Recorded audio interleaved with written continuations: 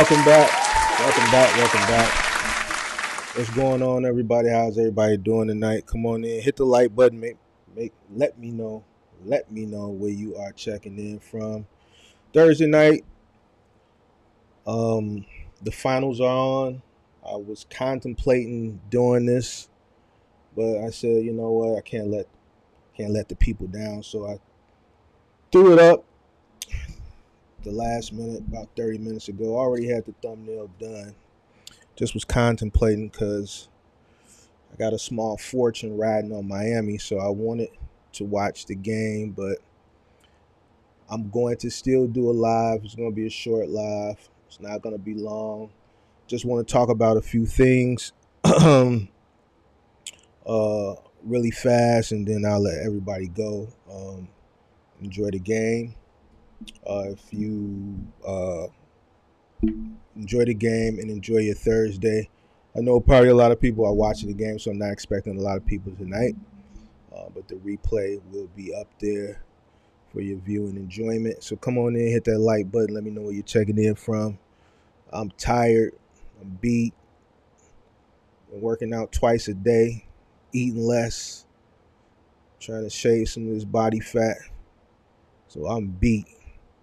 But we're going to get in and we're going to get out. All right, let me know where you guys are checking in from. Got Charlotte in the building. Devontae, what's good? Pensacola. Mark Brown, what's going on? Is it worth renting a box truck nowadays? Start a box truck business. That depends on where you're renting from and the price that they are charging you. All depends on what you're paying for the truck. Central Valley's best, tapping in from Fresno, California. What is going on? What's going on? All right, Georgia's in the building. Terrell, what's that? Mackie, what's going on? Come on in, come on in. Let me know where you are checking in from. Hope everybody had a good week. Hope your week was prosperous. Shout out to everybody that was here on, what was that, Tuesday, that checked out the Wise Men podcast, which was episode 13. This past Tuesday, we had Big Vic on. Shout out to Big Vic. Thanks again for coming on the show. This past Tuesday, this upcoming Monday, we will have the box truck couple. Let me see if I can pull that up. So this upcoming Monday, we're gonna have the box truck couple. Where is that? Where can I pull it up? All right, so upcoming Monday, we're gonna have a box truck couple. So make sure you guys are here for that. Make sure you guys are here for the box truck couple this Monday. We're going to discuss a few topics with the box truck couple. Hopefully they can stay a little bit longer than Vic did. Vic was out on the road Monday, so he couldn't really stay on for that long. But glad he did come and give us a good hour, a little over an hour. So guys, make sure you are here Monday for that. Oops. Hold on, guys. We got some technical difficulties. There we go. All right, so make sure you guys are here Monday for that. At 7 o'clock Central Standard Time. 7 o'clock Central Standard Time. All right. So come on in. All right, a few things we're going to talk about today. First thing I want to talk about is the current state of box trucking. I want to get that out the way. My DMs have been flooded. I know I'm behind. My Facebook messages flooded. I know I got a bunch of emails. I've been getting back to them as soon as I can. I know why I've been getting bombarded lately. I'm going to talk a little bit about that after I talk about the current state of box trucking. But if I haven't responded to you, then just be patient, and I'll get to you. For everybody that's hitting me up about mentorship, no amount of money that you offer me is going to make me do it, all right? I understand that people need handheld direction, but I just don't do it. So, I appreciate people emailing me on the side, acknowledging the fact that I don't do it and offering me, X amount of dollars to do it, but I just don't do it. So no matter how much money you offer me, the answer is still going to be no. All right. It's still going to be no. All right. If you want a consultation, I can do a consultation with you. Obviously, those you can schedule that on the website. But long term, 90-day, 120-day, 60-day, whatever it is, handheld mentorship where you can call me at 2, 3 in the morning. I don't do that. I don't do it. I'm sorry, but I just don't do it. But let's get into the current state of box trucking. The current state of box trucking. Now, to answer this question, I think depending on who you ask, you're going to get different answers, right? So depending on who you ask, how the current state of box trucking is, you're going to get different answers. Some people that you ask, if you were to ask some people that question, you would get an answer saying it's the word that everybody likes to use is trash, all right? A lot of people are going to tell you it's trash. But then there's another group of people that's going to tell you that the space is alive and well. Me personally, I agree with the people who say that the space is alive and well. I know for a fact that it is alive and well. The people that are calling it trash, a lot of those people, I think, a lot of them that are still around that entered during the pandemic, obviously their overhead is just too high. Um, uh, there's a lot of people that would call it trash or are calling it trash. And when I talk to these people that are having trouble, there's one trend that I'm noticing. Their business isn't in order. Their business isn't in order from the first question, from the inception of the conversation. It's obvious their business is in order. Simple questions people can't answer. There's no bookkeeping for the business. There's no paper trail. There's no accounting. It's not ran like a business. It's ran like a hustle. And if you're not taking the time to set your business up and run it like a real business, then of course it's not going to do good. You don't know where you're failing at, which is the main reason why you're failing. You don't have any accounting or any bookkeeping or any paper trail of what's going on in your business. You're picking loads off a load board. You're picking loads that you think are good because you're looking at a dollar amount and you're operating and you're running them at a loss.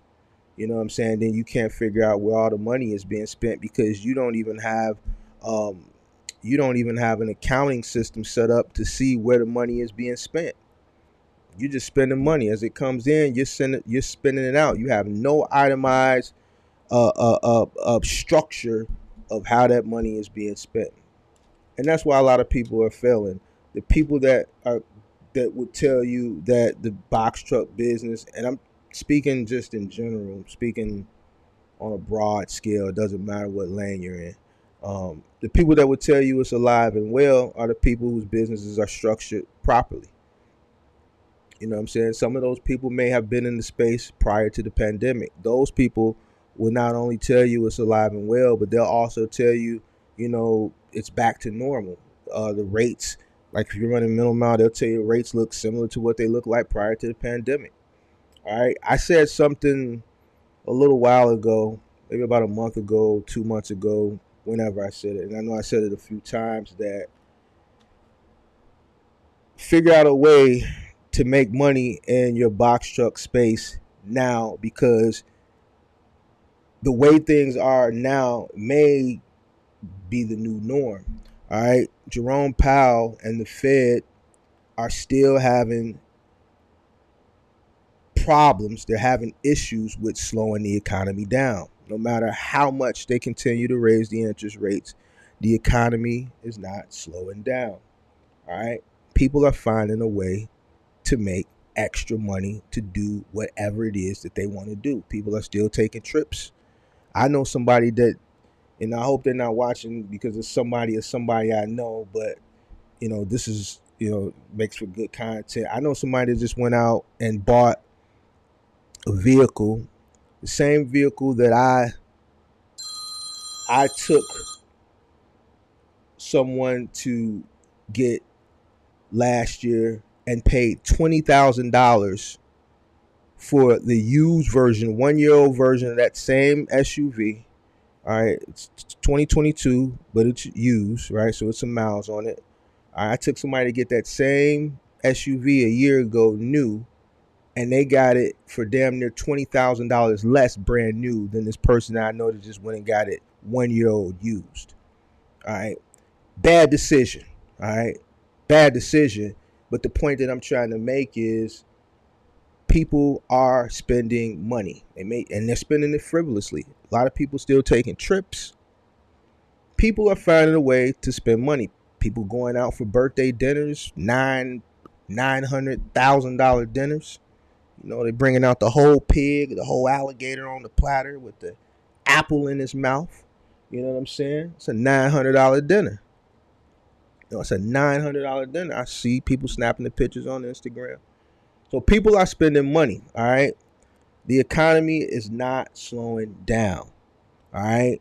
So like I said a few months ago or a month ago, whenever I said it, figure out a way to make money in the current state, because it may not go back to what you're hoping it's going to go back to, or it may not retrace back to a number that you wanted to retrace back to. And while you're sitting here waiting, the world is continuing to go on. Figure out a way to make money the way things are now, because the way it's looking, like I said a month or two, or whenever I said it, this may be the new norm. And it's looking like this is going to be the new norm. All right. So people are making money. Vic was on the show the other day, and he said people are making money. I say people are making money. I know people are making money. I have coached people into making money. All right. I got 2 testimonials today in my DM. I don't know. I think they sent it a few days ago. I just clicked it open today. I got a guy who transitioned from I know one transition from Amazon and one transition from OTR to curbside final mile. He's getting $57 a stop. I had another guy that I read a testimonial that thanked me. He's getting $53 a stop. And these guys are you're talking 20, 25 stops a day. The lowest per stop that I've coached somebody into getting for curbside final mile is $43. All right. Most of the people that I talk to that have transitioned from OTR Amazon to curbside final mile are getting $50 plus per stop. And this is local work. This is all palletized freight. You're just using your pallet jack and your lift gate. All right. So people are making money. You just have to take your box truck and find an avenue that's making money.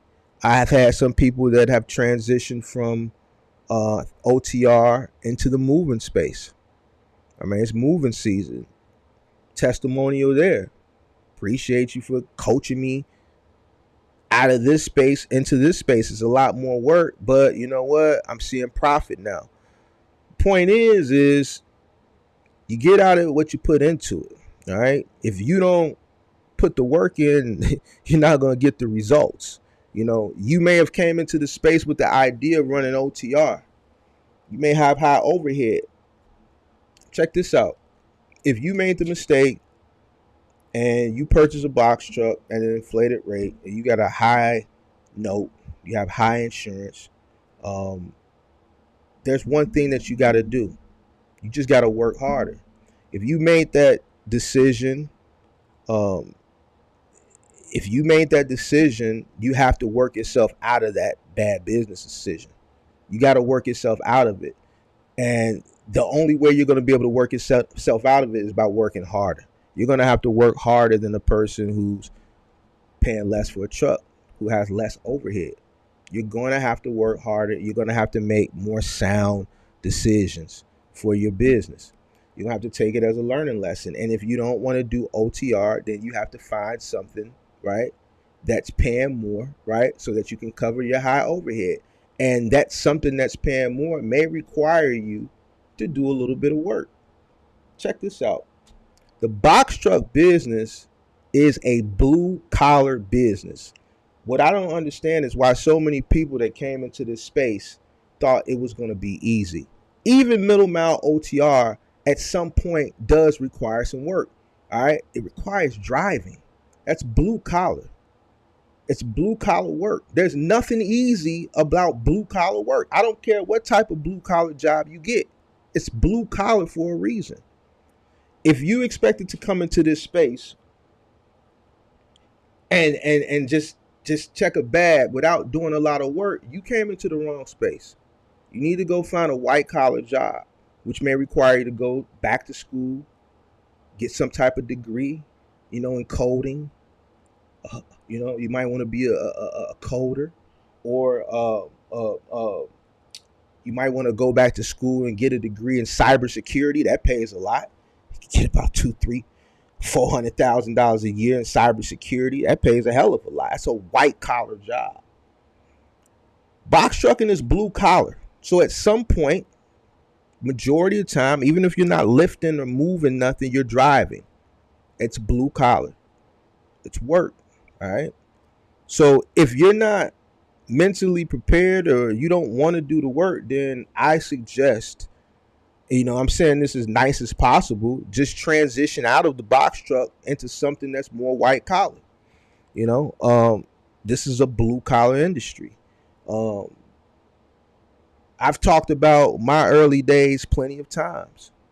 You know what I'm saying? I've talked about them plenty of times, and looking back on my early days, when I look back on my early days, thinking back, my body feels it. So me thinking right now about 2009, 2010, 2011, 2012, just thinking about where I started, how I started, my body starts hurting. I was out there 7 days a week. Eventually my body became numb, right? Once your muscle memory, once muscle memory kicked in, my body became numb and I was just on auto drive. But the point that I'm trying to make is I was out there 7 days a week getting to the bag. I did a short where I talked about, pulled it out of one of these live stream segments and said that, once I got a taste of that money coming in every day, it's like, man, I needed it every day.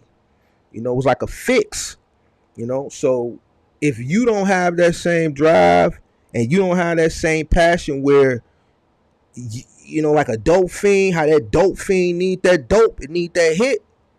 And I ain't talking about like a crap, I'm talking about a fiend. I'm talking about somebody that's off that H, that type of dope fiend.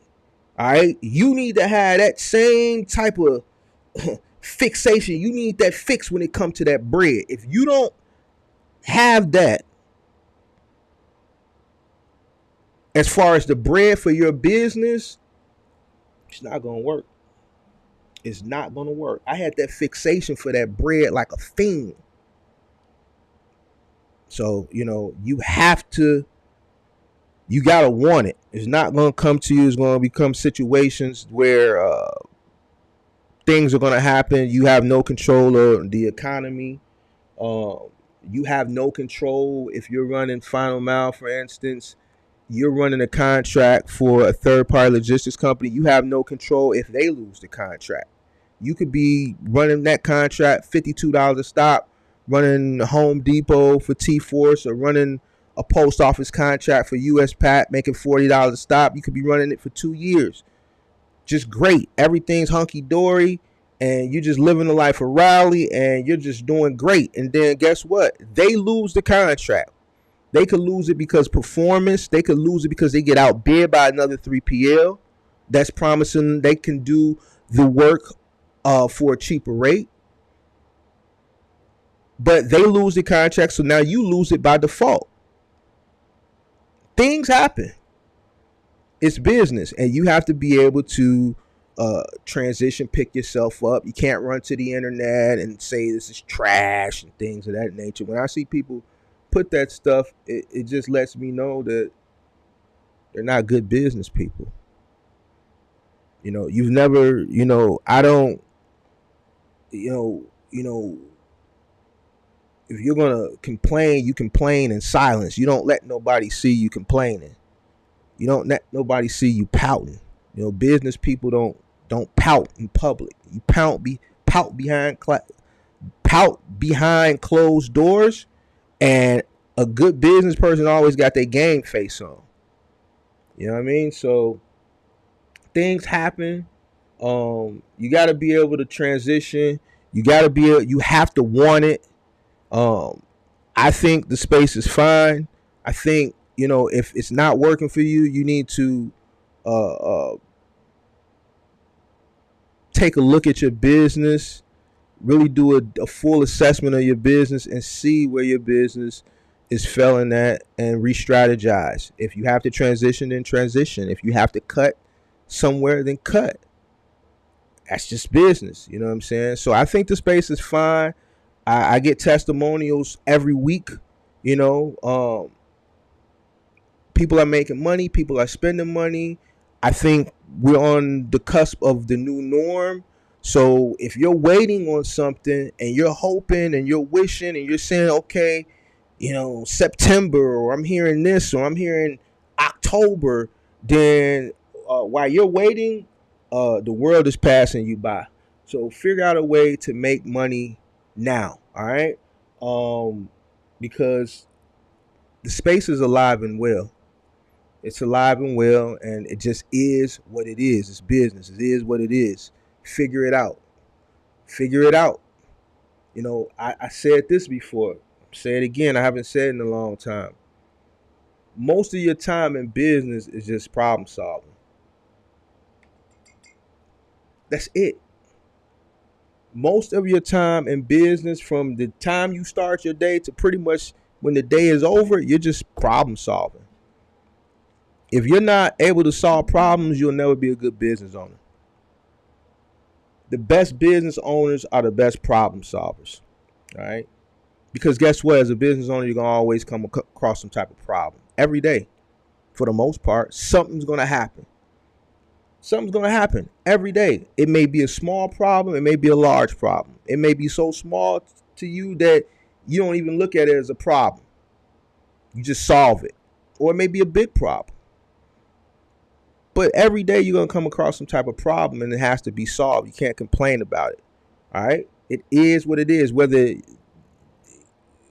you created the problem or whether the problem was not created by you, it's beyond your control, but it affects you directly and affects your business directly. At the end of the day, the problem still got to be solved. All right? You decided that you want to be a business owner, so you put yourself in that seat where all the decisions fall on you. It's a term. Heavy is the head that wears the crown. If you want to wear the crown, then you got to deal with all the problems, right? Because when things are going good, right, and you're making money, you're gloating in your success, right? But on the flip coin, when things are going not so good, it's you that's got to bear the brunt of all that. And if you're just not a person that can bear the brunt, you can't take it emotionally, spiritually, you know what I'm saying, you're not a good problem solver, then being a business owner is probably not the best thing for you. Some people just are good at working a job. They want to punch in at 9, they punch out at 5, and when they punch out, whatever work is not done, they'll pick it up tomorrow. And when they leave at 5, they don't think about work until they punch in at 9 again tomorrow. A business owner never has that time off. Even if you're not physically in the truck or physically at your place of business, you could be at home eating dinner and you're pondering about the next day, the next week, 6 months down the line. A business owner's mind is always racing. It's always thinking. It's always planning. It's always strategizing. You don't have time off. Your mind as a business owner is almost like a cop. You know, when they say a cop is always on duty, a cop could be on his off day and he could be at the grocery store with his family, right? But if he sees a crime, the cop has to intervene, you know. He doesn't have his uniform on, right?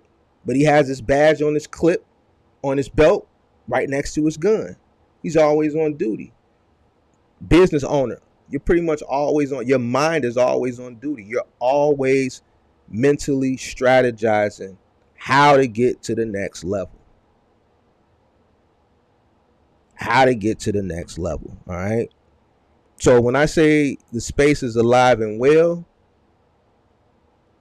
you have to make it good for you. If it's not good for you, you have to figure out a way to make it good for you. Whatever that may be, you got to figure out a way to make it good for you. All right? Because things are going to happen. It's not going to be peaches and cream and hunky-dory all the time. All right?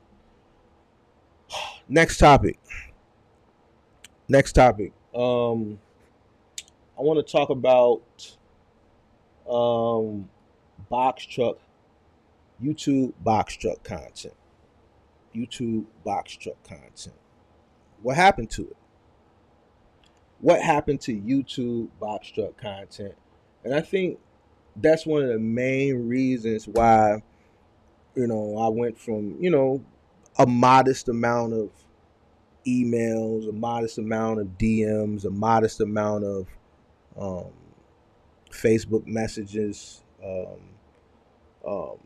to being bombarded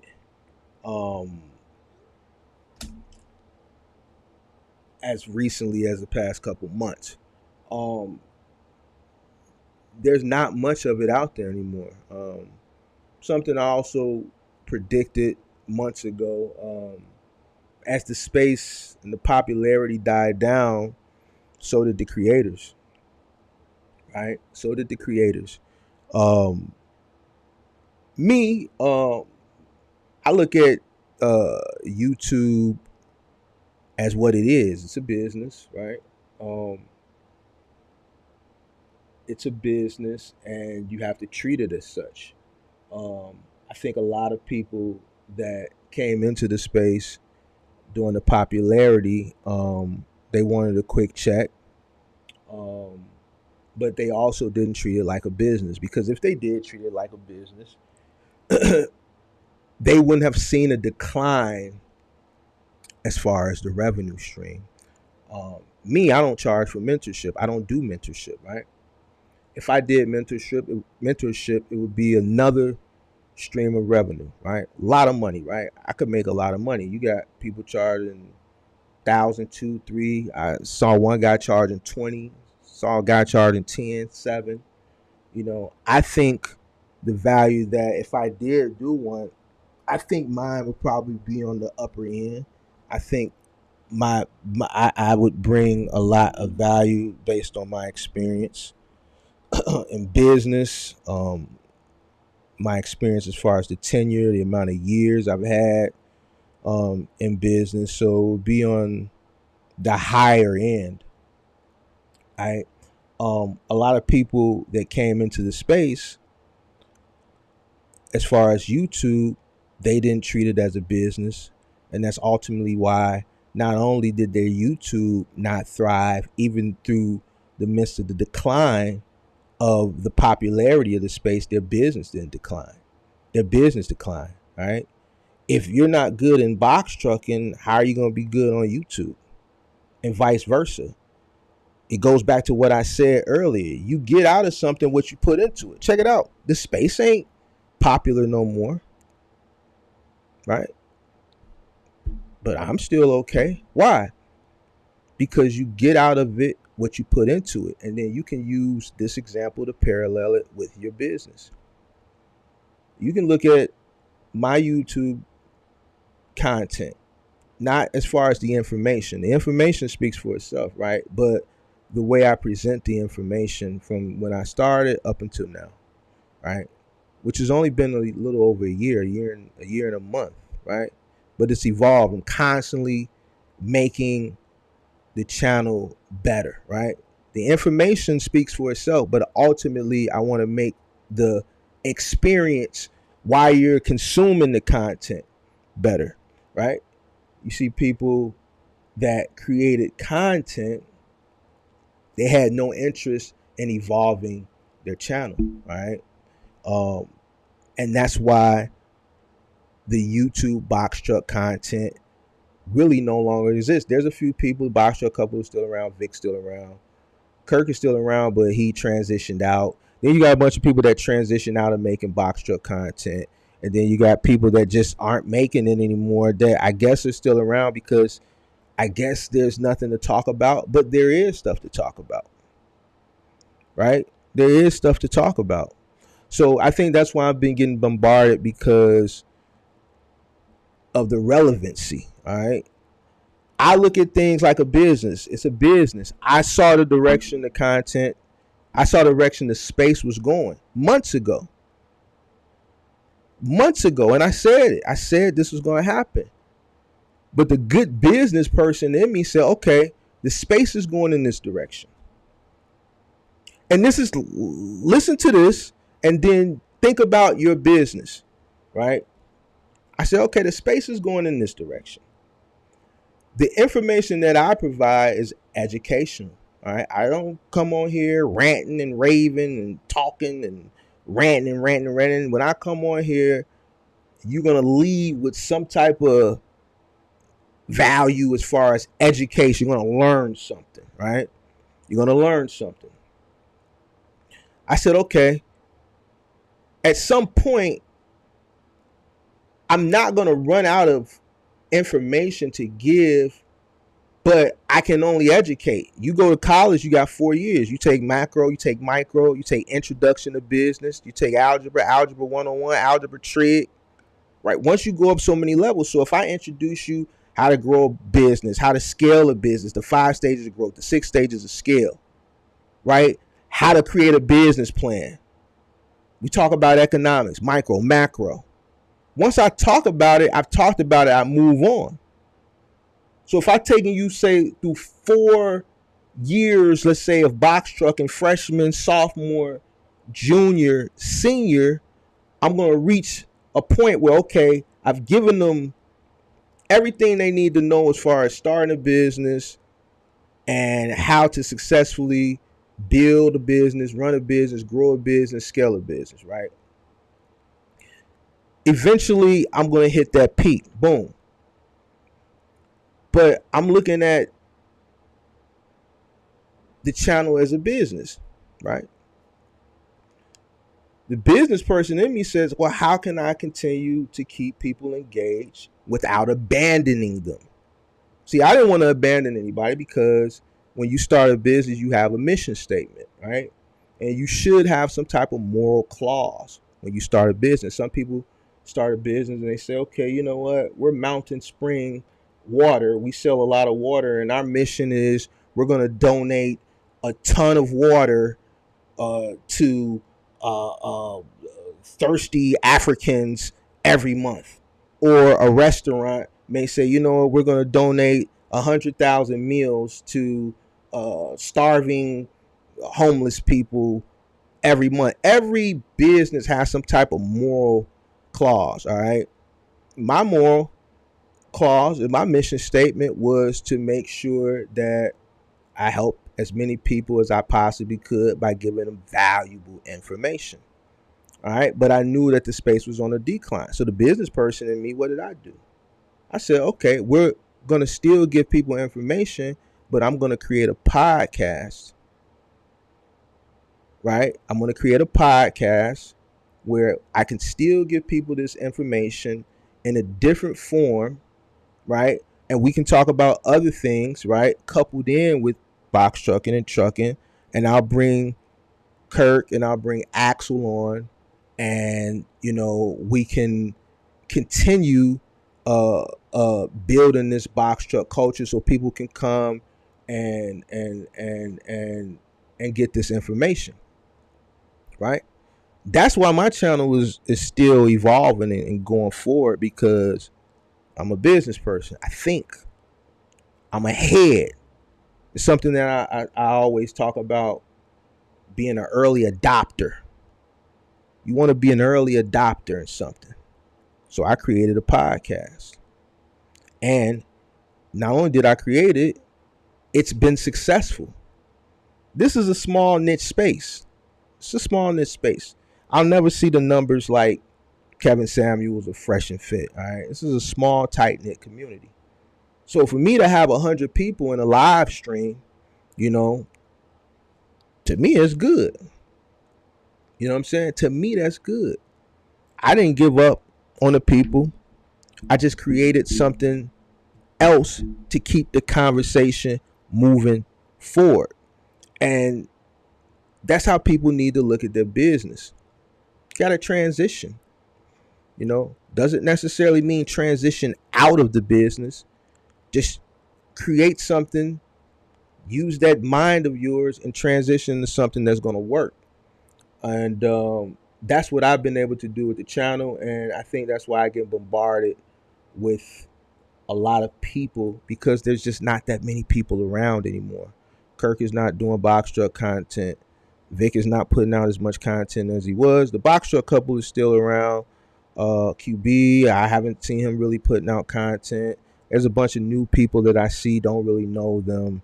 And the other people that are left from, I guess you want to say, the olden days, is just like it's just not there anymore. So I'm going to continue to put out content. I'm going to continue to create ideas to bring you the content, so it doesn't become stale and you just getting the same thing over and over again. That's why I created the podcast, and the podcast is doing great. It's a success. We're 13 episodes in, and it's a success. Speaking on that, I and just to add to that, I did a thumbnail. I had the graphic designer do a thumbnail, and this thumbnail seems like, man, it's been pissing people off. All right, a lot of people. I don't want to say a lot of people. There's a few people that have had an issue with this thumbnail. So let me talk about that real quick. It's a thumbnail, right? All right. I talked about the person who said we defaced a national monument, so I think I already addressed that. But now I'm getting some type of feedback where people feel like certain people's faces need to be up there, so on and so forth. All right, so here, let's do this real quick. The podcast thumbnails are the same every single week. It's a podcast. The colors may change, the titles may change, but you see me on the left, you see Kirk on the right, the same picture. I wanted to change the thumbnail for this particular episode because Vic, and I told Vic this, I said people love to love you or they love to hate you. I knew bringing Vic on was going to be a big show in the space. And it was. The numbers, the turnout was good. The replay numbers are great. It was a great show. I wanted to do something different for the thumbnail. I'm a business person. My mind is always thinking. I wanted to do something to create further interest. All right. So I thought, why don't I put our faces on Mount Rushmore? And I told Kirk and I told Vic, I said, some people are going to feel a way about this. Does that mean we're actually the best box truck creators? No, it doesn't mean that. It doesn't mean that at all. Actually, I feel like the box truck couple should be up there. But the reason I didn't put them up there is because we're doing a show with them next week. Right? I feel like they should be up there. I did that to create conversation because I knew it would. You know what that's called? It's called good marketing. So if anybody feels a certain type of way because I'm smart and I know how to market, then I really don't know what to tell you. Doesn't mean we're the best. Doesn't mean we're the worst. Means it's just good marketing. All right. People that have a channel, you can go pay a graphic designer and you can put your face on the Statue of Liberty if you want. You can do whatever you want to do. All right. I did that because I knew it would get people talking and it would draw further interest into that upcoming show. Instead of just doing the me on the left, Kirk on the right, and Vic in the middle. I wanted to do something different. And it worked. Because people are talking, people are upset, people feel like this person or that person. And you know what? You're entitled to your opinion. But all that thumbnail was marketing. That's it. That's it. It's just marketing. You're doing what I wanted you to do. Talk about it. Thank you. You just let me know that I know what I'm doing. You know what I'm saying? So don't get your panties in a bunch. It's not a big deal. If I saw somebody else create a thumbnail and they had the same title and my face was up there, trust me, I would give two damns. I would not care. I wouldn't care. I know the information that I bring on my channel. I know the value that's in it. What's known don't need to be explained. What's known don't need to be explained. So, if people feel like they have value, then what's known don't need to be explained. You know what I'm saying? It is what it is. So cut it out. All right? Cut it out. It's marketing. It doesn't mean anything. It's not a diss. It's just marketing. But I will say this, though. Like him or hate him, I mean, he's an instrumental part of the space.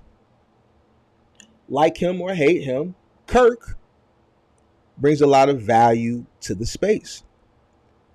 Knowledgeable when it comes to those partials and that middle mile, that he is. Me,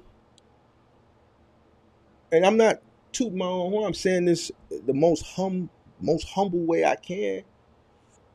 I know the value that I bring to the space. I know that in this space, as far as box truck content, I'm a leader in the space. All right. I would have had a graphic designer do that thumbnail April of 2022 when I first entered into the space? Of course not. Of course I wouldn't have. Because I wouldn't have earned that right at that point. I had to show and prove. Last year, I went through a lot of showing and proving. I had battles. I had a lot of people, disagree with a lot of the forecasting that I was doing. A lot of debates, a lot of situations that when I think back on that, I just, I'm just glad that time period is over. My cherry was popped. You see what I'm saying? I've shown and proved. I said I don't do mentorship. Even when my channel took off, when I started getting a bunch of subscribers, still didn't do mentorship. I continue and still continue to push the space forward, and I continue to help people, give out information to the best of my ability, based around obviously the time that I have available. I created a podcast. I'm constantly trying to get people that y'all want to see come on, you know what I'm saying, to get them to come on. I'm working on another show. So I'm doing what I'm supposed to do. You know what I'm saying? So, I wouldn't have done that last year because I hadn't shown improved. I feel like at this point I've shown improved. When things got rocky in the space, I stuck it out. All right. When people tried to attack me, I stuck it out. I just kept coming with more information. I made some bold forecasts. A lot of people were against me, but when the stuff came through, I stuck it out. When the space went, I kept putting out information. When people started failing, I started coming on live from one night a week to another night. When it got really bad, I started coming on a third night. When tax season came around and I started getting bombarded with tax questions, I started creating content and live streams based around taxes. When last year, when certain lanes, middle mile and Amazon or whatever, peak season wasn't working, I started talking about apps that you could sign up for, and I introduced Curbside Final Mile. I've always been a solution-based platform.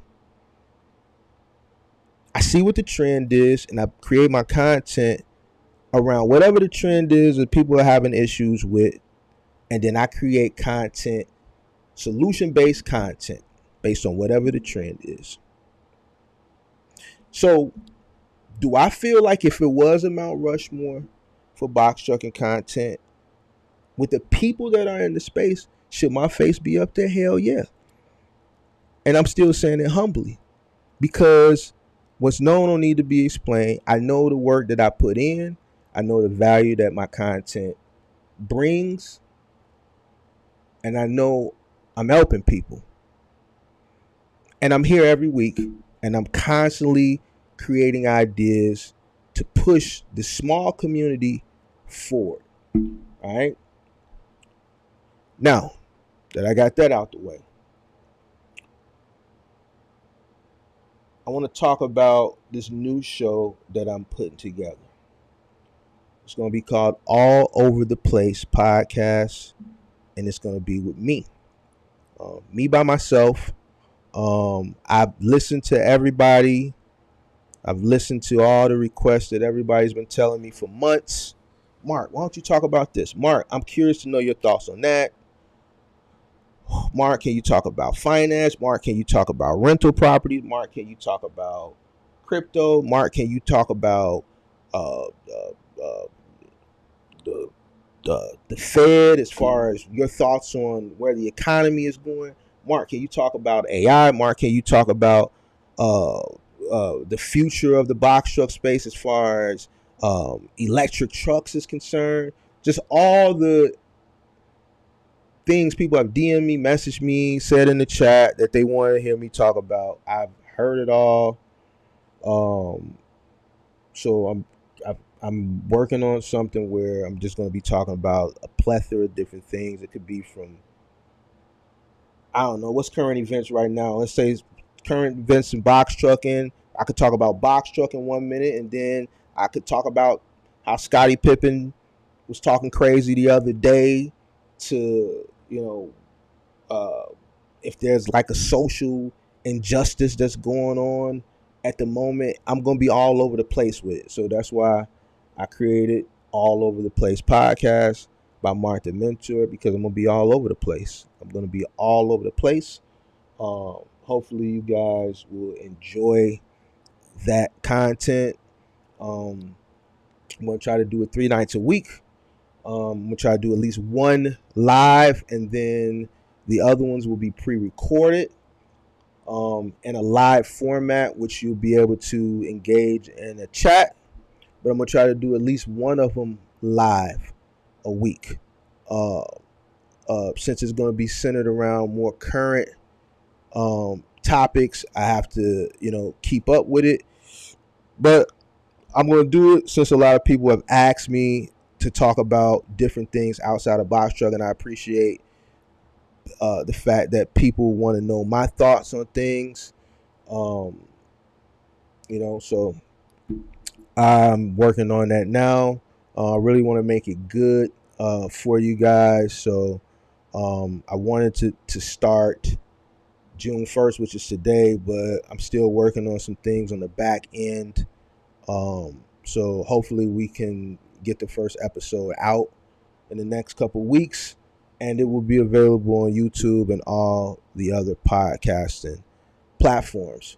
Once I get that going, I got some other ideas and some other content that I want to bring to the channel that may not necessarily have me in it, but I'm working on trying to build the channel out with different shows centered around trucking, but just creative ideas so that it just doesn't become bland, you know what I'm saying? So just bear with me. I'm building a team, behind the scenes to kind of help me out. I'm looking for a social media manager as well to kind of onboard them and give them a salary or pay them to kind of help, push things forward.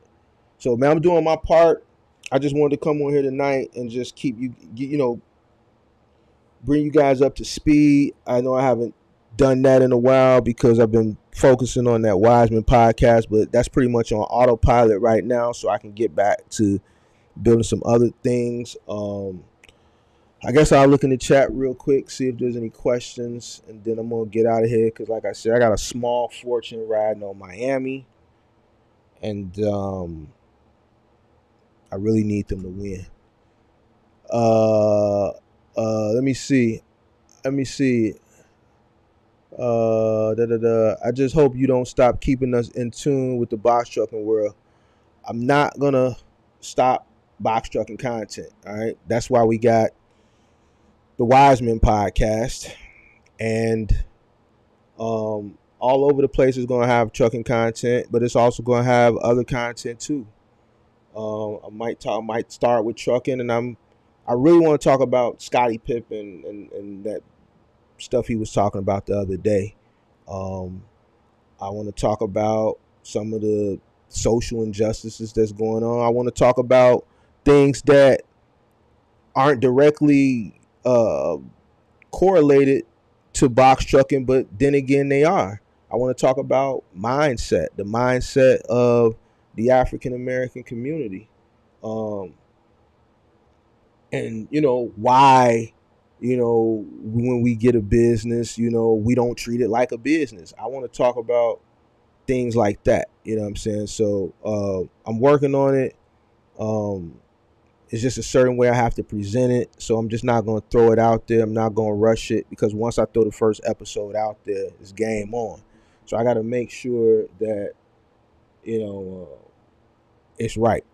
You know what I'm saying? I got to make sure it's right, because it's just going to be me by myself. I don't have a co-host, that, if I'm having a bad day, I can kind of lean on the co-host to kind of carry the show. You know what I'm saying?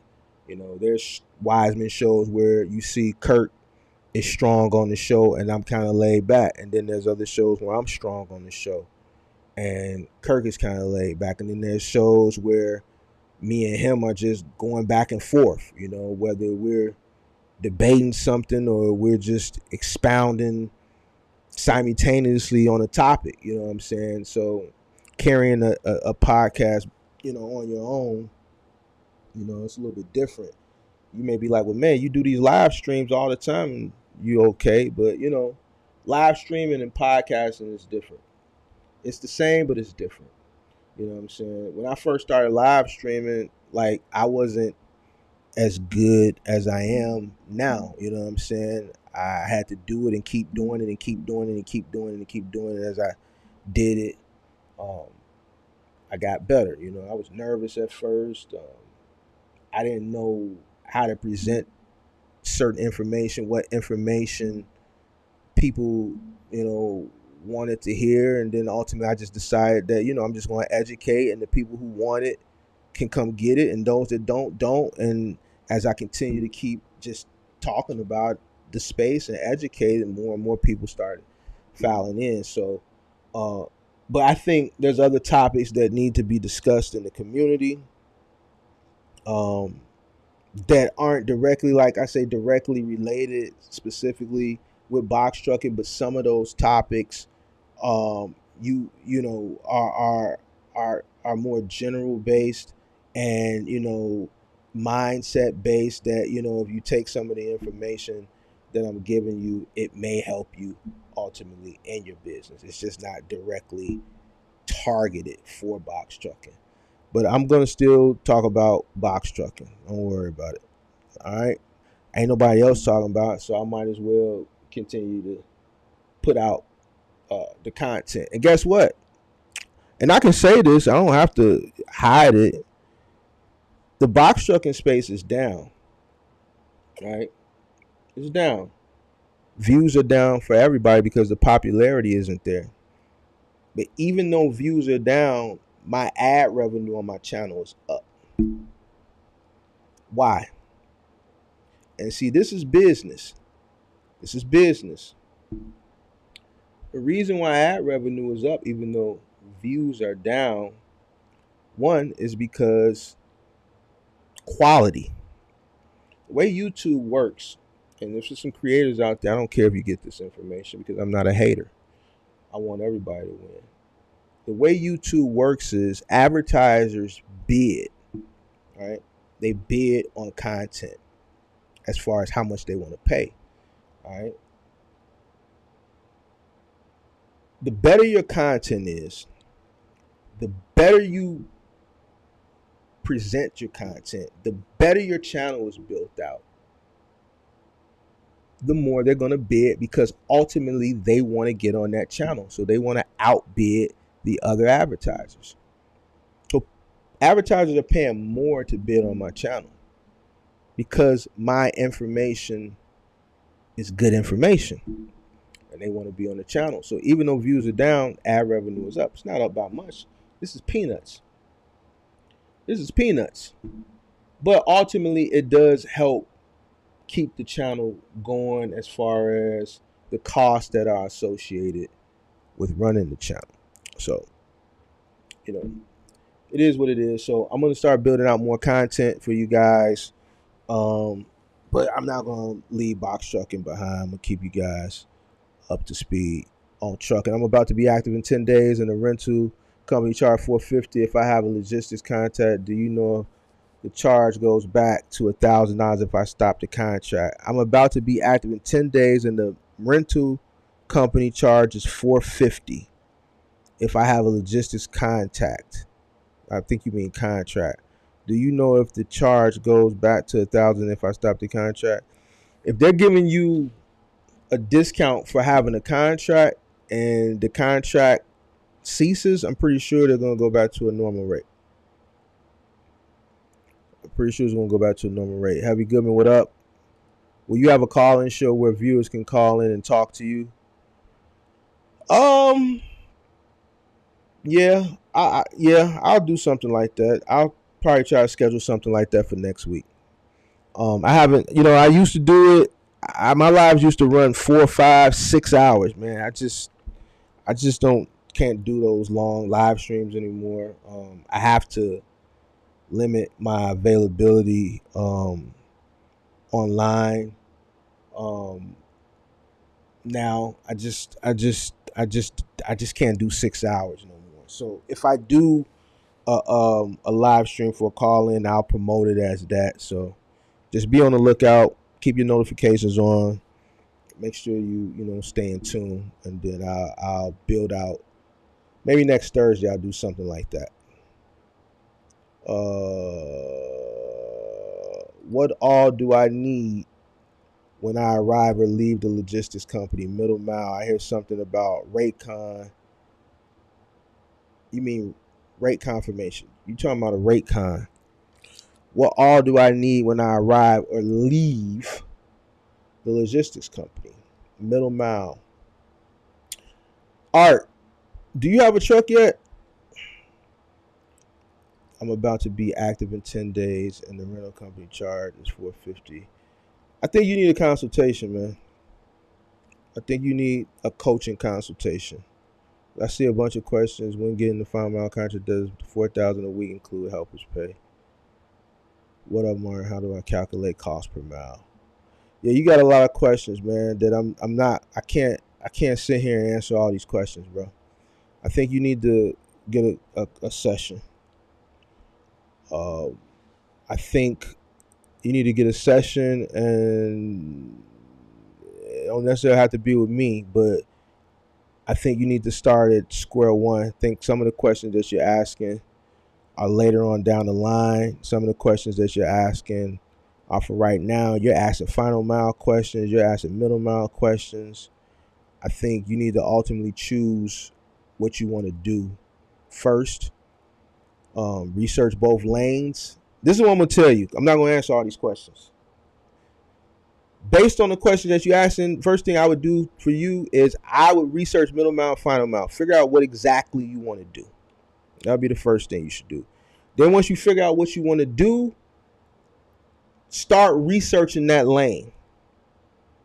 Get as much information as you can from the research once you ultimately decide which lane you want to do, and then come with questions specifically catered around that particular lane. You know what I'm saying? I can't sit here and answer middle mile, final mile, all over the place questions. You got to figure it out. Figure out what you want to do. Start tailoring your business and structuring your business for that specific lane, researching that lane, and then come back with questions all centered around that one specific lane. Because you kind of all over the place. I see all these questions, but I can't. I'm not going to be on here that long.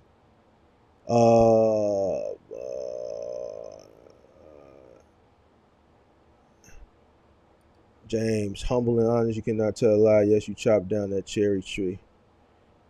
Yes, sir. Yes, sir. No, I'm gonna be here. I'll be here every week. I forced myself to come on tonight, man. Shout out to Kirk. Kirk in the building. I didn't even see you. I wasn't really looking at the comments tonight. What else? My lives are mentorship. That's what I figured. You know what I'm saying? I figure I get a lot of information to lives. I try to give enough information to lives as possible. I know I haven't did a real teaching live. When was the last one I did? The last one where I taught 13 days ago. And then the one before that, build, scale, and sell. Yeah, so it's been about 13 days since I did a real teaching one. I usually do a bunch back to back, and then I give myself a few weeks to kind of chill out, man. So I haven't done a real PowerPoint teaching one in about 2 weeks, but I'm eventually gonna get back to that. Just giving myself a break right now from just teaching, but I did want to come on here and chop it up, answer a few questions, and then get out of here. I thought it was a great idea, marketing at its best. You talking about the thumbnail? Yeah, just marketing. I knew people. I told Kirk and I told Vic that people was gonna feel away, and they did. But it is what it is, man. I'm not gonna stop. I'm not gonna stop my brain from creating because people may take things the wrong way. It is what it is. I don't feel no type of way about what people do or on their channel. Perks put something up there and say they the best, and it wouldn't phase me not one bit. You know what I'm saying? Because at the end of the day, I'm still gonna be straight regardless, because I'm gonna make sure I'm straight. So I ain't really worried about what nobody else got going on. It is what it is. I also think that many of them lost credibility because they didn't know what they were talking about. If you are putting out bad information, then people will start watching. Yeah, I talked about that before. When it was really, really popular, and I came on the end of it, just whatever a person put out, it was just getting views. If it had box truck business in the title, people were watching it. You know what I'm saying? And people were just putting out anything. It was a lot of bullshit, but it wasn't my business to call it out. You know what I'm saying? Um, a lot of the information that I was putting out last year, to many it may have seemed like it was coming from a pessimistic point of view, but it was coming from an educated point of view, based on experience. And I was just trying to ready people for what was coming, which it ultimately came, which ultimately is what drove people to my channel, because they saw me talking about that stuff, and they thought I was hating or just didn't know what I was talking about, and it was just speaking from a pessimistic point of view. But it was inevitable, and I was just trying to ready people for it. And yeah, you're right. There was a lot of people that just didn't have that business sense. They just, things were working because everybody had money, and eventually, even just knowing what goes up must come down. People wasn't even thinking it from that point. So a lot of people was just putting out bad information, which ultimately led people astray. That was a question that I asked Vic the other day. A lot, and it's true. I think a lot of people failed due to box truck influencers, box truck creators. They followed and they listened to a lot of people on YouTube that led them down a dark path to failure, because they didn't know what they were talking about. These were people that had entered the space at the same time as the people who were watching their content. So I thank God that I came on when I came on. I thank God that I wasn't on in 2021. I thank God that I didn't get caught up in that time frame. I'm glad that I came on when I did. You know what I'm saying? It's unfortunate, but you got to do your due diligence on any and everything. And I think now that happened, I think people are spending and taking the extra time to do their due diligence on the creators that they follow in the space. So, like I said earlier, the faces I put up there, I think those three faces all play an integral role. If I had to put another face up there, I would put the box truck couple. And the reason why I would put the box truck couple up there is because they deserve to be up there. Chrissy puts out content at least 2 or 3 times a week, not just on YouTube, but also on Instagram. If you follow her on Instagram,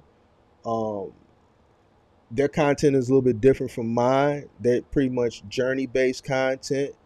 I know they offer mentorships and things of that nature, so you may not get a lot of the sauce, online, because they have a consulting business where they're selling mentorship. But for the most part, they show their journey, and the time and effort that she puts into creating the content, editing it, shooting it,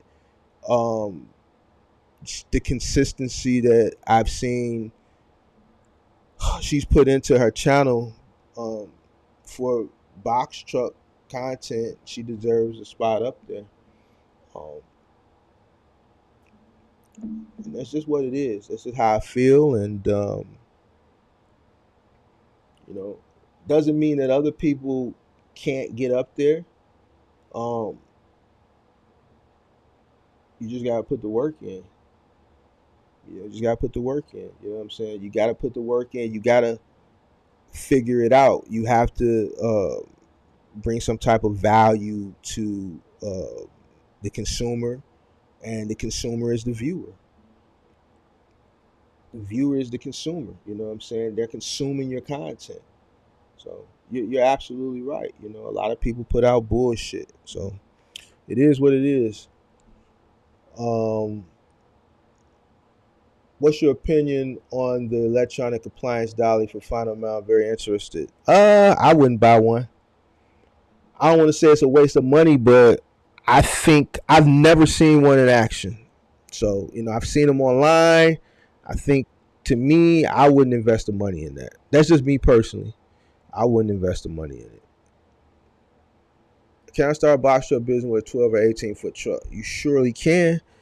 Now, how successful will you be? I don't know. There's only so much you can do with a 12-foot truck. 18-foot truck is similar to a 16-foot truck, so you're only going to be limited to accounts that you can pretty much run with a 16-foot truck, because an 18-foot truck is not, you're not going to get 26-foot work. So getting an 18-foot truck, you might as well say you're getting a 16-foot truck, because those are the contracts you're going to be able to get, which is going to be a lot less opportunity in comparison to a 26-foot box truck. So 12-foot box truck, I wouldn't even waste my time. If you're going to get a 12-foot box truck, you might as well get a cargo van.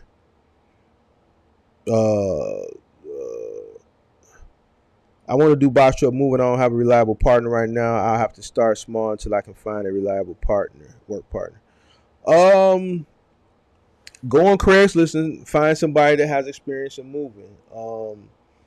That's what I would do. I would post ads on Craigslist looking for a moving partner, someone with moving experience. I've told my story a couple times. That's how I got my first partner. Well, actually, my second partner. The first person I started with was a buddy of mine. He didn't work out. He just wasn't cut for moving. Once I realized he wasn't going to work out, I went to Craigslist. I put an ad up. A few minutes later, I got some hits back. I called some people. The first guy that said he was available the same day or the next day or whenever it was that I needed him, I told him to meet me. I said, meet me on 87th and Michigan. He met me on 87th and Michigan. His name was Aaron, big 6'2", 6'3", country fed dude. And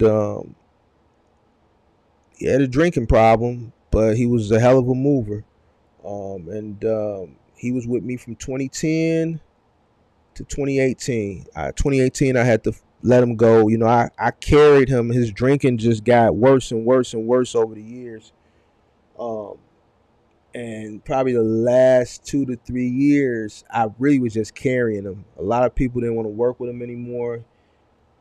Hey, Mark, Big A ain't cut out the way he used to be, But I had an emotional, special connection with him, because without him, I never would have got to the heights and the peak of success that I got to.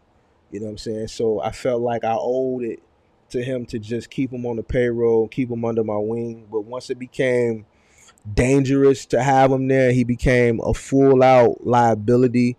Ultimately, I had to finally just get rid of him, because the drinking just got worse. And he went to some facilities for 60 days, 90 days, 30 days a couple times, and he would get out and he would be cool, and then he would resort right back to the drinking again. And as he got older, and drinking it just became too much of a liability, so ultimately I had to part ways with him. But I found him on Craigslist, so I think you just have to be careful on Craigslist. Just do your due diligence. Make sure you ask the right questions. Use your gut feeling. Keep an eye on that person initially, whoever you hire. Make sure there ain't no thief, and then just go from there.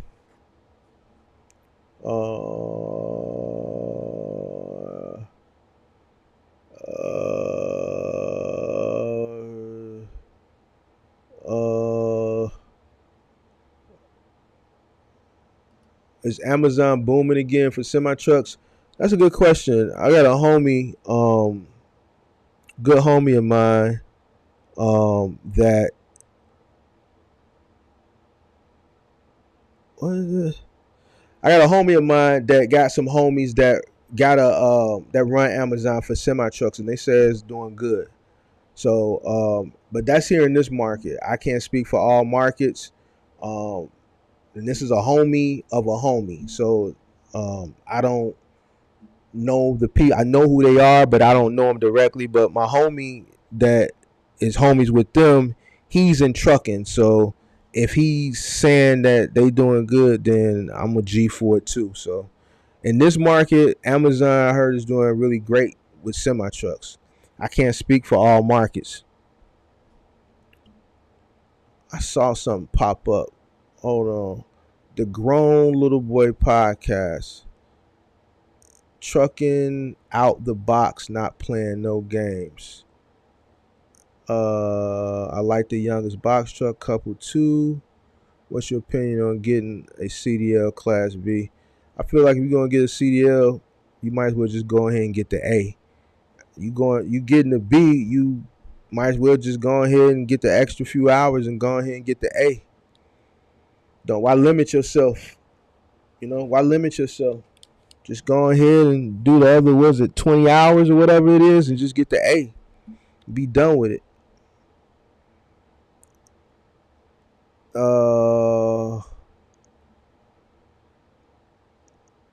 At this time, what's the best company to get work with a 24-foot box truck? I'm always gonna promote where I made my money in. All right. So me personally, if you don't want to do, big and bulky final mile, then you can do curbside final mile. I think a lot of people, and to each his own. But I think in today's time, a lot of people want to stay close to home. I think curbside final mile is a good way to start because you're close to home. It's less cost associated because you're not out over the road. And in some cases, you may make more money locally than you would going out over the road. In most cases, I got people that I've consulted that are making $52, $57 a stop. They're getting 20 to 25 stops a day. They're happier than a sissy with two dicks. Excuse my language. That's how happy they are. So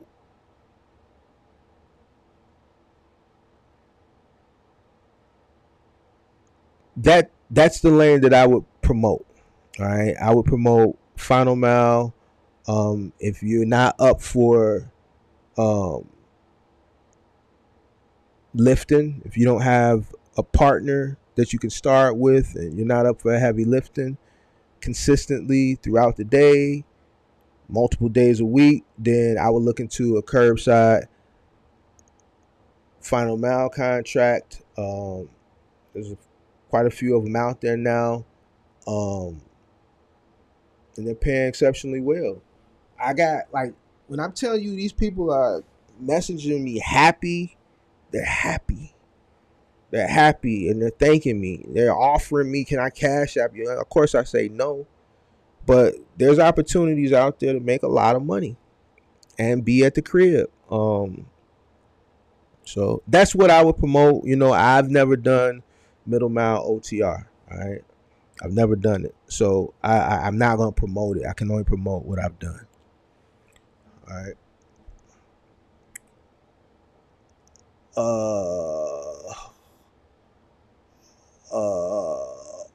Can't find no curbside in Miami. Been looking for a while now. Keep looking. It's out there. I know it's out there because I got somebody down there that got one.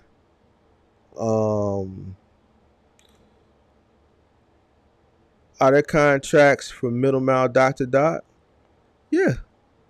Yeah, that's contracts for middle mile dot to dot. But it's going to be hard for you to get one with you and your one lone box truck. You and your one lone box truck are going to have to stick to the load board.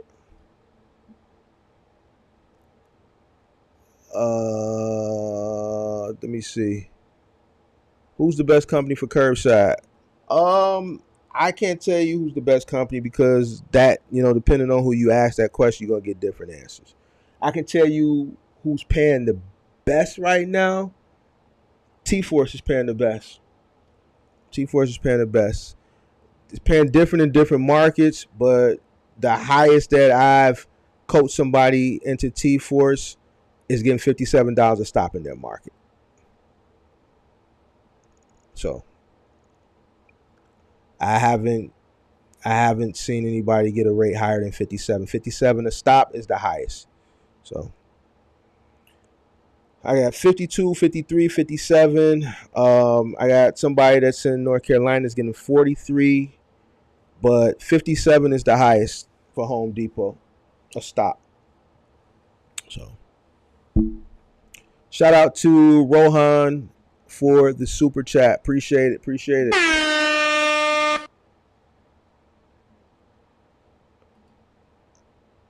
Mr. O'Keen Johnson, try T-Force. T-Force. Pre-T-Force. Try T-Force. Most of the people go to T-Force. Most people, I give them the list, and they all end up at T-Force because they pay the most. Also, this is a new contract. You know, I know I've been talking about this contract for a few months now, but it's still new, considered new. And in most markets, it's not fully built out yet. When I say built out, meaning they're supposed to have so many routes for the contract, but because they don't have enough contractors to fill out the routes, they're putting extra stops on the routes that are running, which is ultimately giving those routes 20 to 25 stops a day, which is increasing their revenue. All right. So ultimately, they don't want you to have 20 to 25 stops. They want to have you somewhere between 10 and 15 on the high end. 15 pretty much consistently steady. But because this contract is new and the routes aren't fully built out as far as the contractors, right, to even out the playing field as far as giving each contractor an average of about 15 stops, they're putting an extra 5 to 10 stops on the contractors that they do have, which is averaging out, making them, earn more money. So that's where the opportunity is at right now. Capstone is another one. They have some 26-foot box truck, one-man opportunities. US Pack is another one. They have some 26-foot box truck, one-man opportunities, and there's a couple more. Does Kirk do consults too? I'm in his state. Yeah, he does consultations. You should hit him up. Kirk, if you still in here, drop your email. I think it's rednemowork@yahoo.com. Yeah, but Kirk does consultations. So Kirk, if you still in here, drop your email. I think it's Red Nemo Work. Hold on, let me see.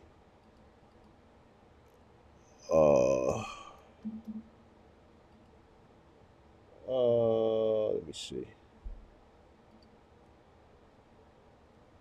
About not a robot. Hold on, let me see what the email is. Yeah, so I'll copy it and paste it. Hold on. Oops. Come on, man. I'm gonna copy his email and paste it in the chat.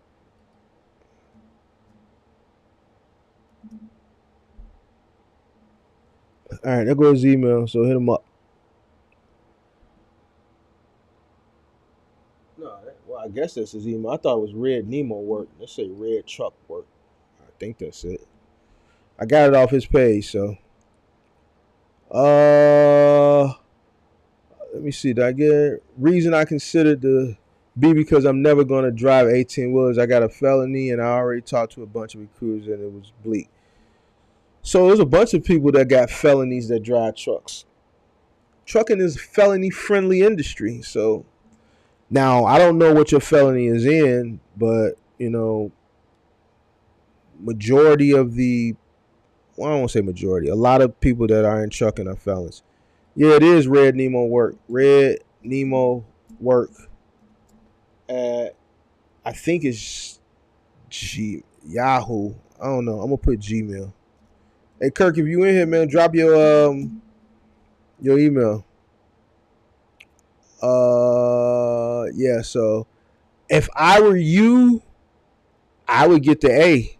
I mean, like I said a minute ago, pretty much everybody that I know that, well, not everybody, but a lot of people that drive trucks are fellas. I'm looking forward to Mark's next podcast. Honeyface, appreciate you. That story hit my heart when you told it. Which story? I done told a few stories. Which story? Which story? Which story are you talking about? Which story are you talking about?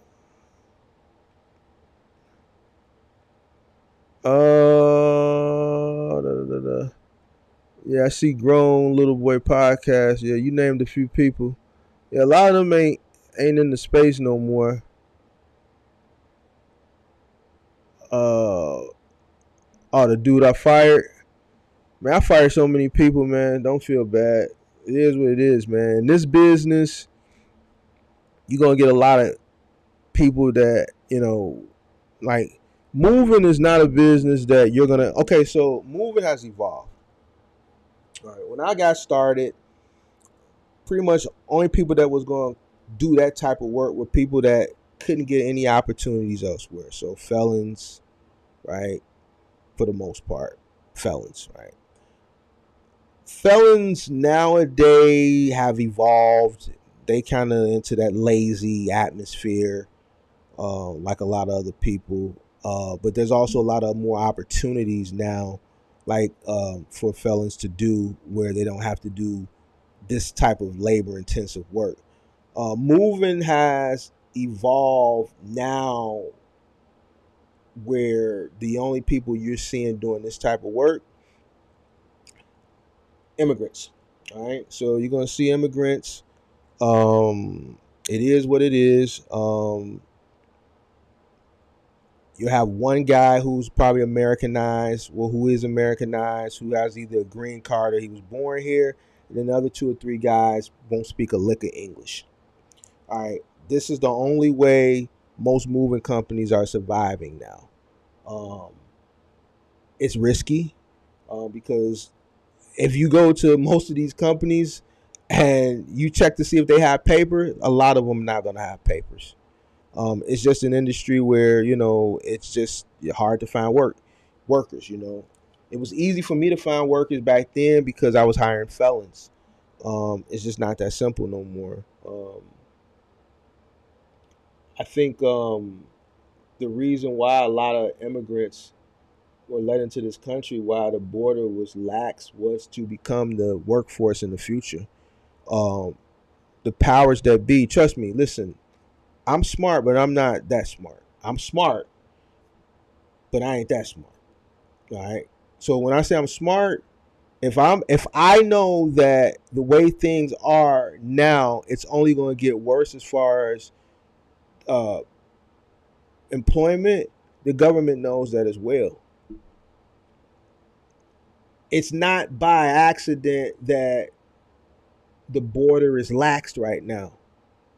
They're letting these people in to become the workforce. They're going to do the jobs that no one wants to do anymore. They're going to give them a green card. They're going to or give them a work permit, and they're going to send them out to work. So the industry has changed, and it is what it is. I fired a lot of people though. I fired a lot of people. I've had to fire a lot of people. That's just a part of business, man. Some people that you fire, you don't want to fire. Some people you fire, you can't wait to fire them. Some people you fire, you may have to have your gun on you. You know what I'm saying? It's just part of business. You're gonna have to fire people. Just is what it is. But that guy,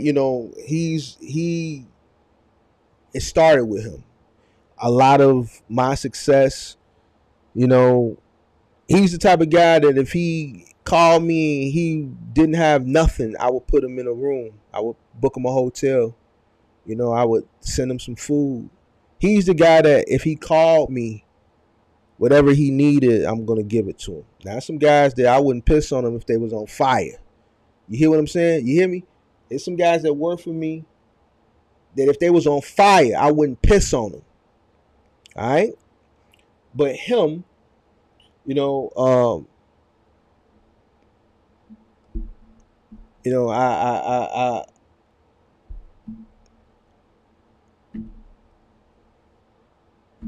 I wouldn't have nothing, none of nothing without him. So I owe him everything. You know what I'm saying? So if you blow up a truck, does insurance cover that? I'm tired of this shit already. If you blow up a truck, you going to jail for arson. That's what's going to happen. And then the insurance ain't going to pay. But once you go to jail for arson, the insurance going to null and void your policy. So you're going to be sitting in jail with a burnt up truck, and then wherever you live at, or wherever you burnt that truck up at, they're going to start fining you. They're going to fine you to tow it. They're going to tow that burnt up truck to the city pound, and they're going to charge you every day that burnt up truck is sitting there. Then you're going to get a bill for that. So basically what I'm trying to say, it's going to cost you more if you do that than just thugging it out and figuring out how to make it work. So yeah, you going to jail. That's a ticket straight to the big house. When doing moving, does the customer pay a third party for full coverage insurance or the mover? Third party. So the way it works is most states. All right. So the way it works is the only thing the customer gets for free is what's called valuation. They get valuation for free. If it's local, depending on the state, it's 30 cents per pound per article. All right. Once it crosses state lines, if it's a long distance move across the state lines, it becomes federally regulated, and valuation on the federal level is 60 cents per pound per article. So, for example, if let me give you a good example.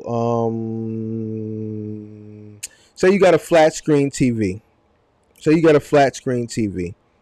And the flat screen TV weighs 10 pounds. All right, if you put it on a scale, it weighs 10 pounds. Now, let's say this is an OLED or OLED TV, 85 inch. So OLED, you've paid $4,000 for it. All right, the movers drop it. It's done. It's finished. All right, it weighs 10 pounds. All right, valuation is going to cover you at 30 cents per pound per article if it's local. So the moving company is going to cut you a check for $3. If they break it on a long distance move, valuation is going to pay you 60 cents per pound per article. So they're going to cut you a check for $6. So even though you spent $4,000 on this TV, you only get valuation for free. All right. So that's what a lot of customers don't know. They don't understand it. They think that moving company insurance covers their goods, and it doesn't. Valuation is what you get for free. 30 cents per pound per article locally, 60 cents per pound per article crossing state lines on a federal level. All right, if the move crosses state lines. All right, now if you want insurance on your items for a move, there's two different types of insurances you can get. You can get declared value, or you can get full coverage. The declared value is basically depreciated. Declared is just a fancy way for saying depreciate. Declared value, they broke that same TV and you purchased declared value insurance, they would give you a check at the depreciated value for that TV. If they broke it and you bought full coverage insurance, obviously they would give you the full value for what that TV costs new at the current time it was broken. The reason why a lot of people don't purchase moving insurance is because it's very expensive. The second reason a lot of people don't purchase moving insurance is because the moving companies, I don't want to say they trick them, but what happens is people will ask a question, are you guys insured? The moving company will say yes. They'll just say yes, but they won't explain to them, yes, we're insured as a company, but that doesn't cover your items. So when they say yes, and then they break something, they break that $4,000 TV that weighs 10 pounds, and then they give them a check for $3. They say, well, man, this is the valuation. Well, what do you mean valuation? And then, well, man, by law, we're only obligated to pay you 30 cents per pound per article. All right, so the customer is always responsible to get insurance. Now, there's some companies that will promote you to go get insurance, especially a lot of the big long distance companies, your Mayflower, your Atlas, Wheaton, companies like that. They're going to force you to get the insurance most of the time, because anybody that pays those companies to do long distance moving, they got some good stuff, right? You talking about these companies are charging $20,000, $30,000 for move. Most of the time, they're corporate moves and a company is paying for it. Whether they're paying for it directly or the customer is paying and then the company is reimbursing them. Um, Most of the time, those customers pay for the insurance. I've never had a customer that we've moved in all my years by moving insurance for a 1 bedroom, a 2 bedroom, a studio. They just take their chances. A lot of them don't understand what I just explained to you because they don't ask. And when people do ask, I've always been the person to be transparent, and I explain to them what it is, valuation. I explained that the cargo insurance does not cover their personal things, so if something were to break, we're only obligated to pay you valuation. Well, man, I want to buy moving insurance. I direct them to where to buy the moving insurance, and ultimately, once they get a quote, they don't buy it. The moving insurance is, in some situations, in some cases, depending on the size of the move, it's damn near what the cost of the move is. And most of the time, the customers just don't opt to buy it. So,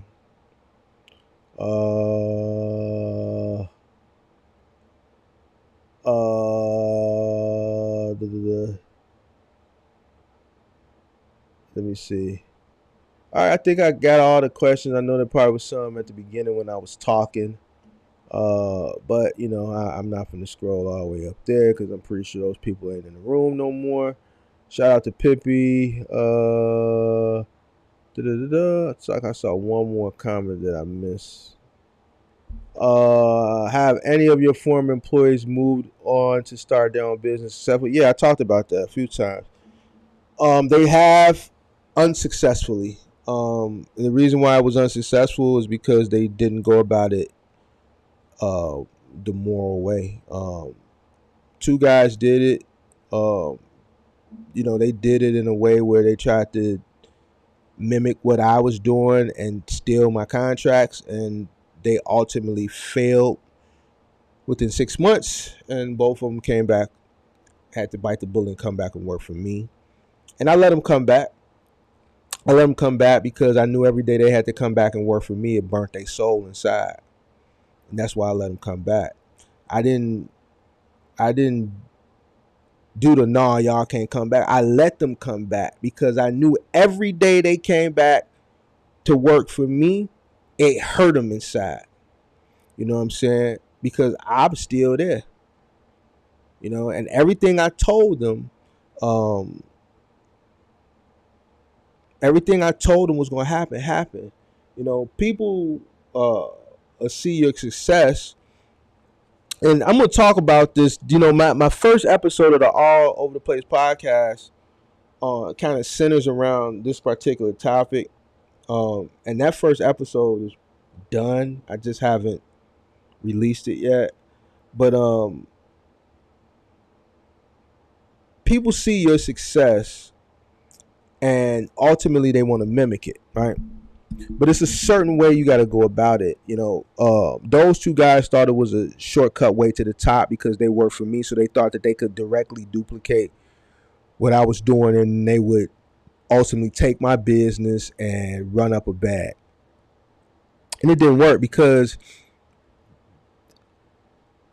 at that point when they did it, the business was built to that point. And it didn't happen overnight. Two, my money was just a lot longer than theirs. And I said, my money is longer than yours. You won't be able to sustain. Just, if you want to go buy your trucks, go buy them. But just run them under my authority, because if you go in there, I didn't tell them that if you went in there because somebody had already blew the whistle once I found out. And I didn't want to, startle him. I wanted him to go do it so that I can put the move. Because, see, he's a little fish. That first guy that did was a little fish. I wanted to go after the company because I had a non-compete with them and send them a cease and desist for what they did. And ultimately when we did, they stopped him from rolling. But to answer your question without going too much into detail, because I told the story a few times already, yeah, it's happened. It wasn't done the proper way. They tried to do what I did and take the accounts that they were working on their way out the door and take workers with them. So the first guy that did it, he took two guys. He tried to take a third guy, but the third guy was the actual guy who blew the whistle and stayed. And there was another guy who left, bad mouthed me to that another logistics company for the account I had him working on, and ultimately he ended up having to come back and work for me, and he couldn't sustain either. They just didn't understand. They saw the glitz and the glamour, what success brings, and all these trucks and this warehouse and a 12 by 60 mobile operations office connected to the warehouse, and you know the things that success brought me, um, and they just thought it was an easy way to get to that point, and it just wasn't. And they made bad business decisions at the beginning, and ultimately, one guy, the first guy, he started with 4 trucks out the gate. He didn't even last 6 months. And then the other guy, he started with his 1 truck, and then he lasted 6 months, and then he ended up having to come back and work for me. So, yep, it happened. So it is what it is. Best way to get in contact with me is through the website. If you're looking to book a consultation, that's www.boxtruckcourses.com, as you see on the banner right there. You can email me at mark@thementormark.com, mark@thementormark.com, or you can hit me up on my Instagram, which you see above, mark_the_mentor, mark_the_mentor_ on Instagram, or Mark the Mentor on Facebook. Is the labor rate for moving the same for a helper doing final mile? No, because final mile you kind of want to pay a day rate. Moving is about an hour. All right, moving is about an hour. Final mile is a day rate. The reason why moving is about an hour is because every day is going to be different, and you're charging the customer about an hour. So if you're charging the customer $100 an hour for 2 guys, and you got 2 guys out there, you pay the helper 20, you pay the driver 25, or you could pay them both 25. So you're paying $50 an hour for the labor. The company is making $50 an hour, plus the company is making the truck fee cost plus the material cost if you charging for material, and you don't have that coupled in with the truck fee. So you charge the customer by the hour, you pay the employee by the hour. Final mile is different, because you're more on a guaranteed rate, and some stops are gonna go cool, some stops are gonna be hung up at, and if you pay a final mile guy by the hour, the time is gonna start once they get to the facility in the morning. So now that time where they are being productive, but it's not productive to the point where that productivity is paying you. You don't start getting paid until they start making deliveries. So when they're loading that truck at the warehouse in the morning, that productivity is not paying you. That's something that has to get done so that they can go out on the route. So if you were to pay them, they would have to start getting paid at that point. So if load out is at 5 a.m. and they spend 2 hours at the logistics company loading, looking, not all the time is the freight loaded up, or sometimes it's loaded up and it may be a piece or 2 missing that they still got to pull. You know what I'm saying? So if they spend 2 hours at the loading at the warehouse, they get there at 5 and they don't leave the warehouse to 7. That's $50 if you're paying them $25 an hour, right? They're getting paid to the drive to the stop. They're getting paid while they're at the stop. From the first stop driving to the second stop, they're on the clock. So now you're talking about maybe a 14 to 16 hour day. Now do the math on that. Let's do the math on 25 times 14. That's $350 for the helper.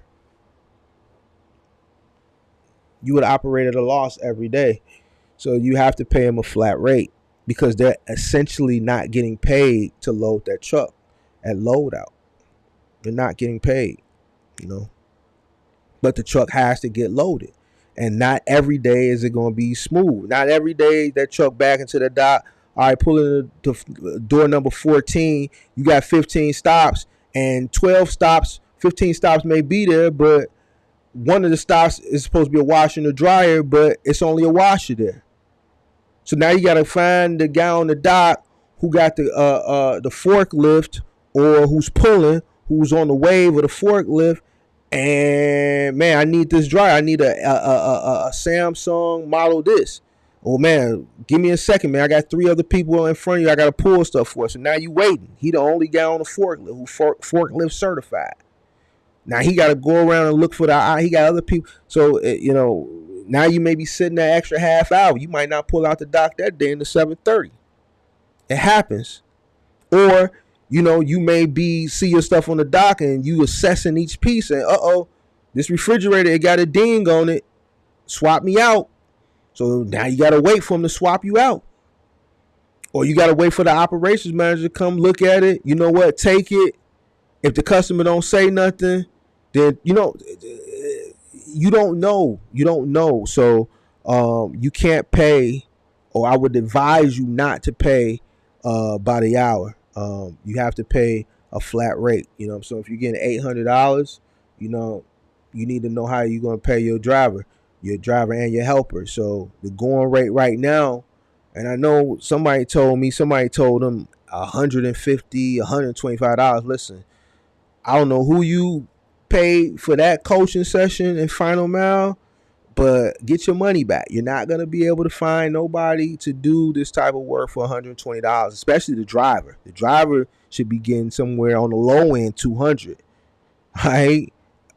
On the low end $200, and that's if they go for it. Really, you want to be at about $250 for the driver. Helper on the low end, depending on the market, maybe you can get a helper to G for $150, but probably want to start your help at about $175, somewhere between $175 to $225. You want to leave room there for scale, because if you do catch a team that does stick around, in about 6 months they're going to come and ask you for a raise. So you don't want to cap them out at the beginning. You want to leave some room there for scale so that you can have that room to give them a pay bump, 6 months or 12 months down the line, when they request it. What's the best route optimization app? It's an app. We've never used it because I've always had software with Fleetmatics, and my brother always optimized our routes. But there was a app. I don't know if it still exists. It's not something that I keep up with because we've never had to use them. Route for me, RUTE, the number 4 and ME, route for me or route for me. I don't know if it's still around, but that was one that I know people used to use back in the day. And it would optimize. You put the stops in, you put where you are currently, you put all your stops in, addresses in, you put your end destination where you want to end at. So if you're at the warehouse, you put that address in, then you'll list all your stops. They don't have to be in order. And then the last stop you're going to put in is your home address or wherever you park the truck.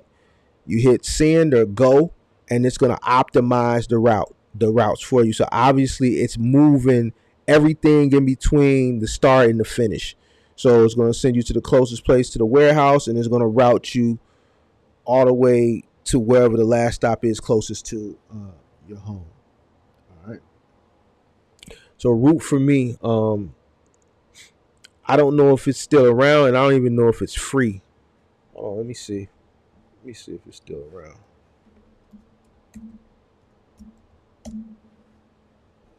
Yeah, it's still around. Yep, and they charge now too. They got a pricing plan. See, it was free back in the day. Yeah, they went full corporate. Now it's $199. They got 3 plans: $199, $249, $349. Back in the day, it was free. Back in the day, it was free. Yep, yep. So,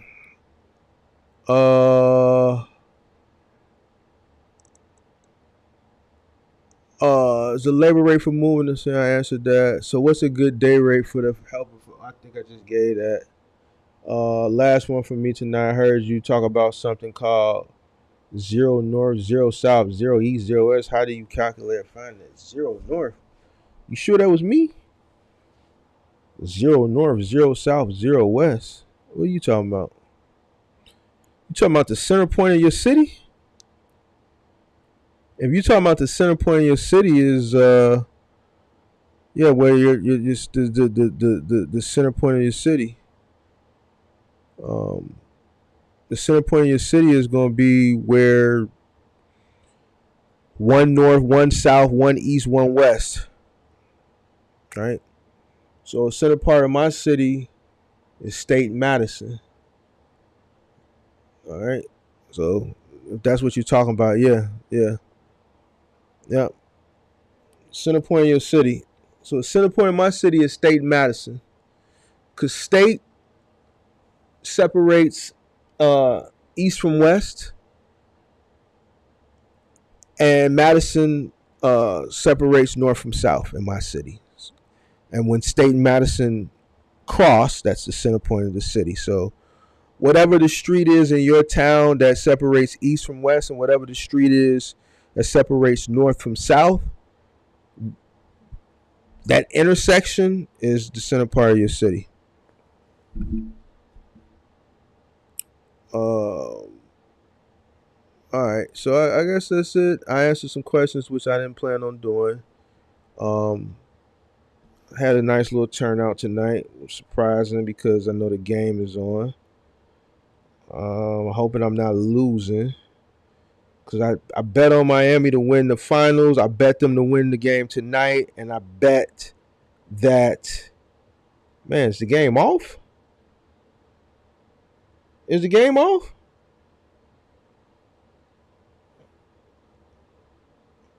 Is the game off? Miami Heat. Oh, yeah, it's over with. Damn, I lost. I need to see my side bet. I bet that Jimmy was going to score 20 or more, and Jokic was going to score 25 or more. All right, Jokic had 27. Butler only had 13. God damn. Damn, man. All right, man. On that note, I'm gone, man. I'm out. All right, y'all. So I lost some money today. So I'm finna get out of here. Make sure y'all tune in Monday, 7 o'clock for the box truck couple. Me and Kurt on the Wise Man. We're going to be talking with the box truck couple. Looking forward to that this Monday. Also be on the lookout for All Over the Place podcast. It's a new show that I'm working on for the channel. Other than that, I will be back next Thursday. I appreciate everybody for coming in here tonight. Appreciate all the questions. Hit the like button on your way out. Be safe out there. And if you need to get in contact with me, Instagram is above. Facebook is above. The banner has the website if you want to book the consultation. The email is mark@thementormark.com. It's T-Force, the only curbside final mile in Miami. I would say no. Look up US Pack is down there, I believe, and I think Capstone is down there as well. So look those up, but I would look up T-Force first because T-Force pays the best. All right. So have a good night, y'all. I'm out. See y'all next week.